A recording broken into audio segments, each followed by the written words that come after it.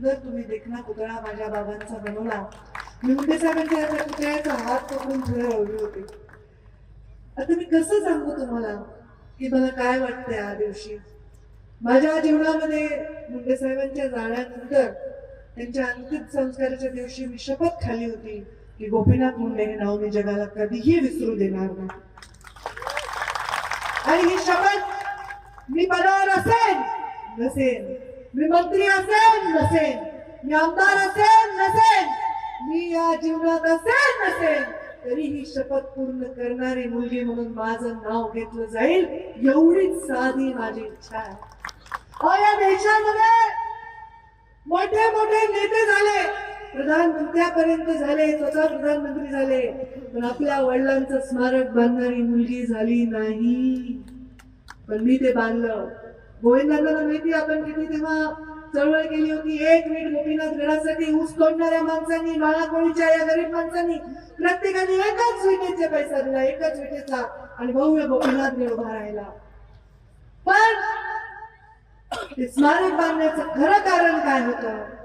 या स्मारकावर नतमस्तक होणारा, मुंडे साहेबांवर प्रेम करणारा माणूस, त्याला जायला ते ठिकाण आहे हक्काचं. त्याची मालक पंकजा मुंडे नाही, त्याची बालक मुंडे परिवारातला कोणी, प्रीतम मुंडे नाही, यशस्वी मुंडे नाही, धनंजय मुंडे नाही, कोणी नाही आहे. त्या स्मारकाचे मालक तुम्ही. एकही रुपया मी ना सरकारचा घेतला ना कोणाचा घेतला. तुमच्या धर्माच्या एका विटेतून प्रत्येकाची एक वीट निर्माण करून ते स्मारक झालं. पण आज माळाकोळीच्या या स्मारकासमोर मला गोपीनाथ गड सुद्धा लहान वाटतोय. कारण एक कप झालं, 12 दिवस आपण सुतक पाळतो, 13वा करतो, गोड जेवण करतो, मग माणसाला आठवण राहत नाही. अशा जमान्यामध्ये 12 वर्ष एका नेत्याला जाऊन सुद्धा अजूनही त्याचं स्मारक उभं राहत आहे. बरं झालं या स्मारकाला 12 वर्ष झाली. बरं झाला. तुम्ही मला 12 वर्ष झाले, एक तप झाले, वाट बघावी लागली. अरे 12 वर्ष होऊनही अजूनही मुंडे साहेबांचा पुतळा उभा राहतोय, स्मारक उभा राहतोय. माझ्या कातड्याचे जोडे जरी मी केले ना आणि तुमच्या पायात घातले तरीही हे ऋण फिटणार नाही. मुंडे साहेब मंत्री झाले होते देशामध्ये आणि त्यांच्या सत्काराची तयारी करायची जबाबदारी माझ्याकडे. मी त्यांना 10 वेळा म्हणलं नको बाबा, भरपूर तयारी करायची, आपण नंतरच्या तारखेत करू. नाही म्हणलं, मला 3 तारखेलाच सत्कार, 3 तारखेलाच सत्कार करायचा. बघा काळ आल्यावर माणसाचं कसं होतंय.